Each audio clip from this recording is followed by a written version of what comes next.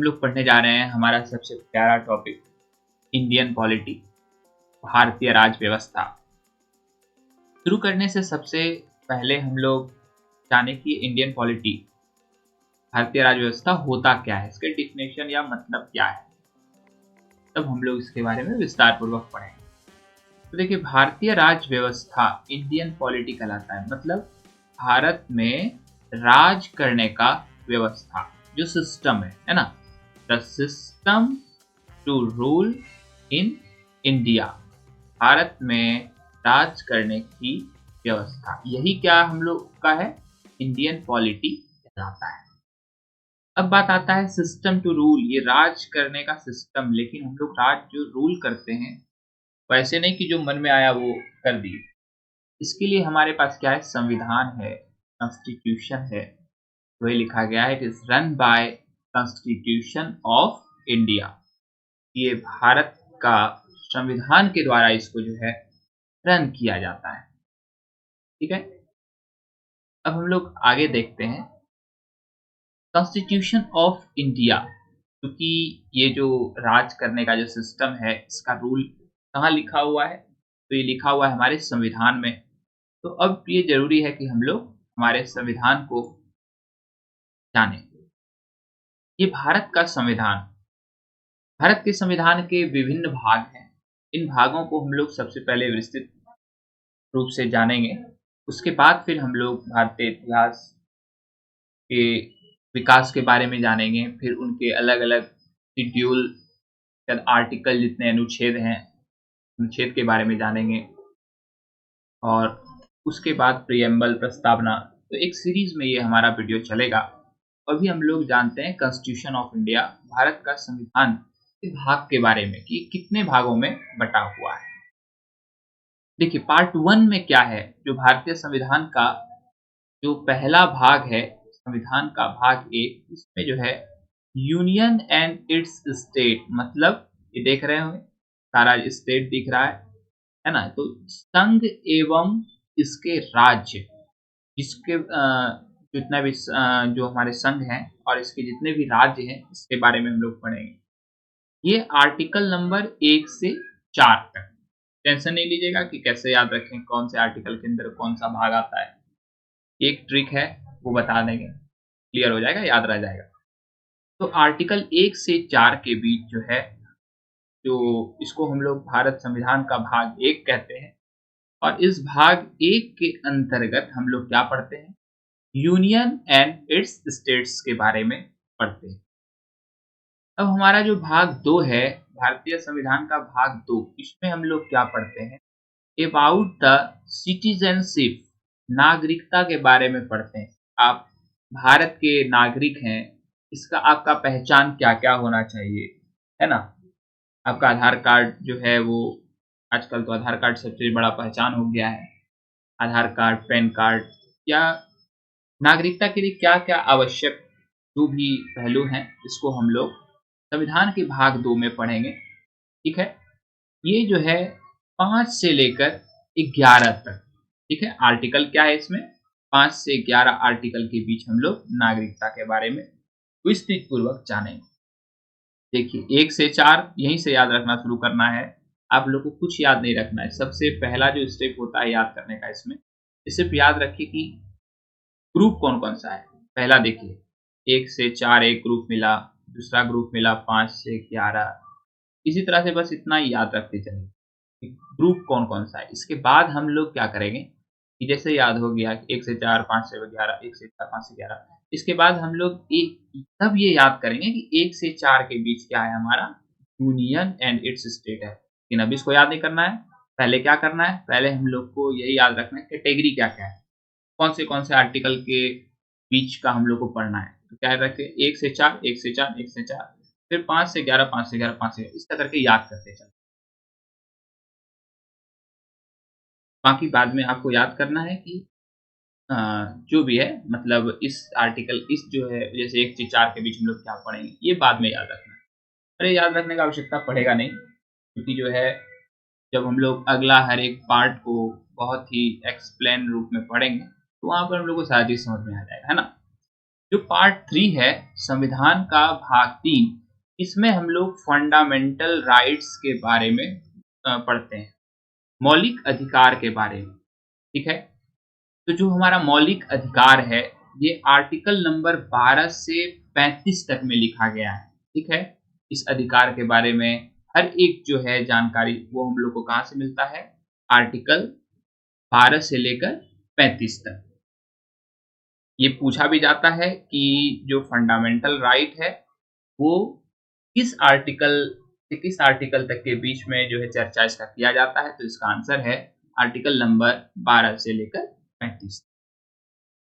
इसके बाद आता है हमारा भाग 4 यानी कि पार्ट 4। पार्ट 4 में हम लोग directive principle of state policy मतलब राज्य के नीति निर्देशक तत्वों के बारे में पढ़ेंगे कि नीति जो बनता है तो उसकी तत्व जितना एलिमेंट है उसके बारे में पढ़ेंगे।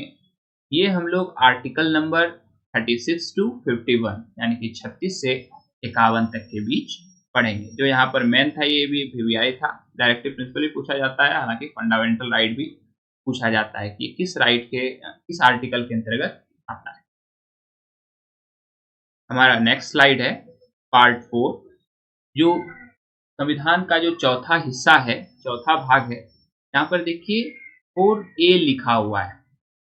4A का मतलब होता है कि मतलब ये ए जो है ना ये बाद में आके ऐड हुआ है। जब संविधान में नई नई चीजों को जोड़ा जाता है और वो जैसे कि फंडामेंटल ड्यूटीज से रिलेटेड को, फंडामेंटल ड्यूटीज तो पहले से था लेकिन इसमें अगर कुछ हम लोग को और जोड़ना है कि हाँ भैया ये भी हमारा फंडामेंटल ड्यूटी होना चाहिए, तो कैसे जोड़ेंगे? तो जोड़ने का तरीका है बस यहाँ पर ए लगा के ABCD इस तरह करके जोड़ा जाता है।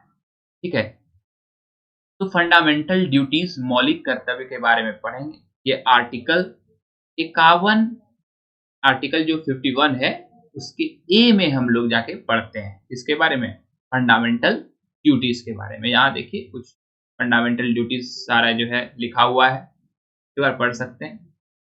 ये जो हमारा भाग 5 है इसको हम लोग आगे पढ़ेंगे अगले स्लाइड में। ये पार्ट 5 देखिए क्या है। पार्ट 5 में हम लोग पढ़ेंगे यूनियन के बारे में।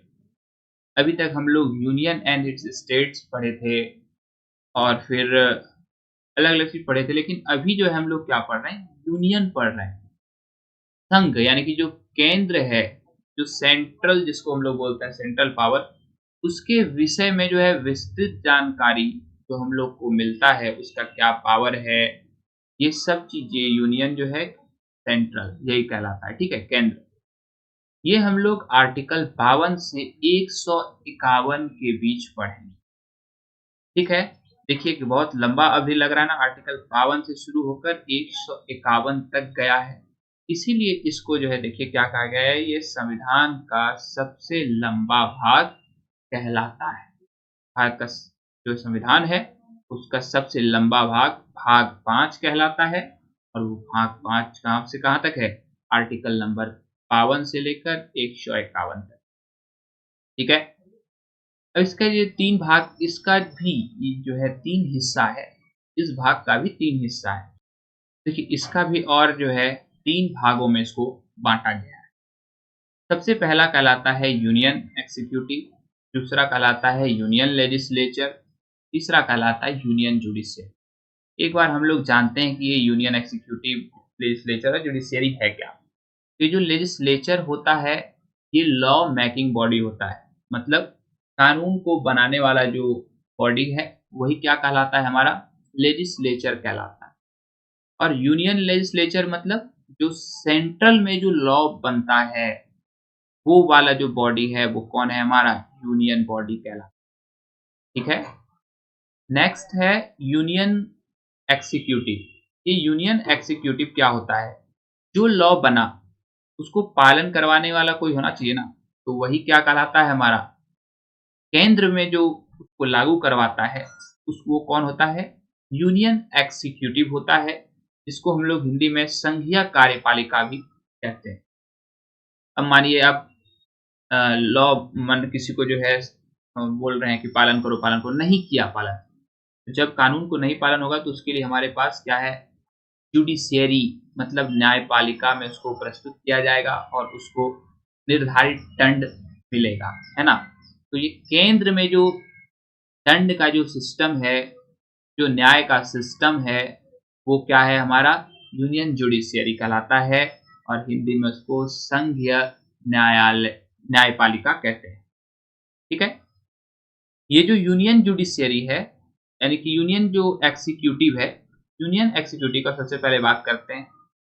ये आर्टिकल 52 से लेके 78 तक ये जो हमारा यूनियन एग्जीक्यूटिव है, मतलब इसमें हम लोग जो है जो केंद्र स्तर पर जो कानून को मनवाने का जो तरीका है, जो सिस्टम है, वो हम लोग इसमें पढ़ेंगे 52 से लेकर 78 तक पढ़ेंगे, 52 से 78 तक।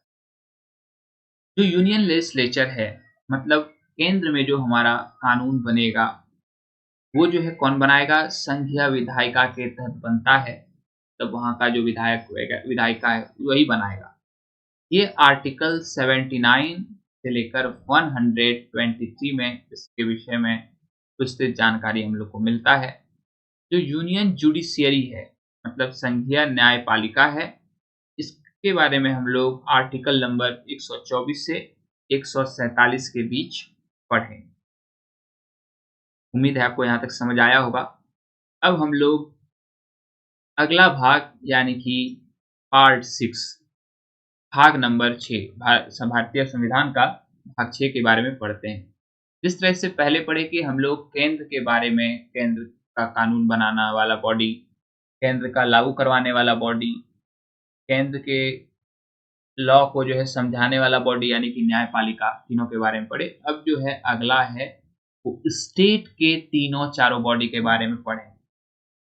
तो राज्य का प्रावधान उसमें पढ़ेंगे, ठीक है, स्टेट के बारे में। भाग 6 में याद रखिएगा, इसका आर्टिकल कहाँ से कहाँ तक? 152 से 237 तक, एकदम याद रख लीजिए, 152 से 237। और उसके पहले वाला कितना था? इसके पहले वाला चालू हुआ था हमारा, एक बार बैक कर देते हैं, 52 टू 151, ठीक है। और इसके आगे जो है वो कहाँ से कहाँ तक है? 152 से 273 तक, जो कि क्या है हमारा? स्टेट गवर्नमेंट के कानून बनाना, कानून को लागू करवाना, और जो है स्टेट में जो न्यायपालिका का जो सिस्टम है, जुडिशियरी का सिस्टम है, ये तीनों हम लोग पार्ट 6 में पढ़ते हैं। ये आर्टिकल 152 से 273 तक है। ये भी 4 भाग में बटा हुआ है। सबसे पहला देखिए, स्टेट एग्जीक्यूटिव मतलब राज्य कार्यपालिका, राज्य में जो भी नियम बनता है उसको बनवाने वाला, फॉलो करवाने वाला जो बॉडी है उसको हम लोग स्टेट एग्जीक्यूटिव कहते हैं। ये जो है आर्टिकल 152 से 167 तक, 152 टू 167 तक का जो हमारा आर्टिकल है, ये हम लोग को क्या बताता है? राज्य कार्यपालिका के बारे में, स्टेट एग्जीक्यूटिव के बारे में बताता है। अगला है स्टेट लेजिस्लेचर मतलब राज्य विधायिका।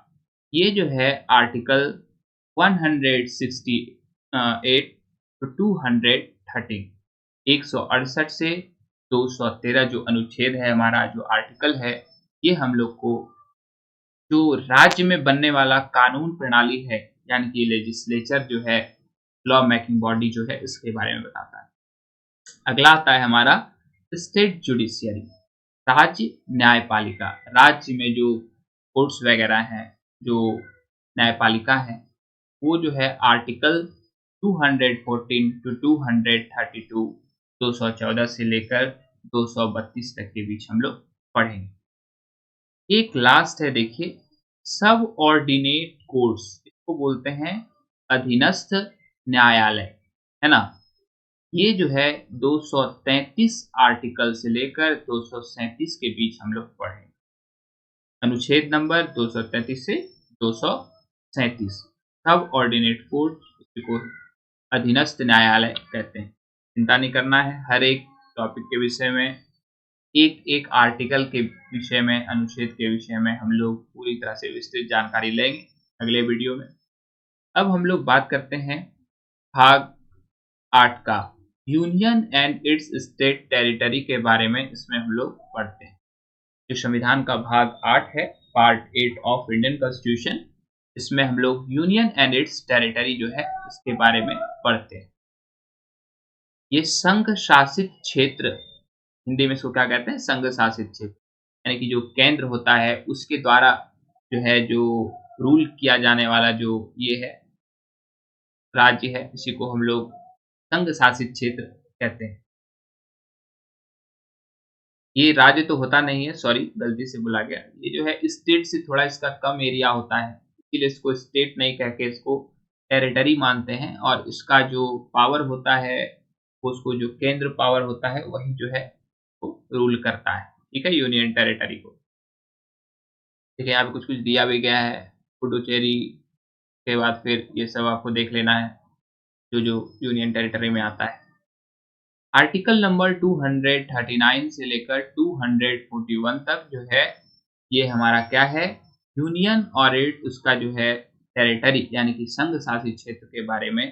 तो आर्टिकल हम लोग पढ़ते हैं, अनुच्छेद 239 टू 241 तक पढ़ते हैं।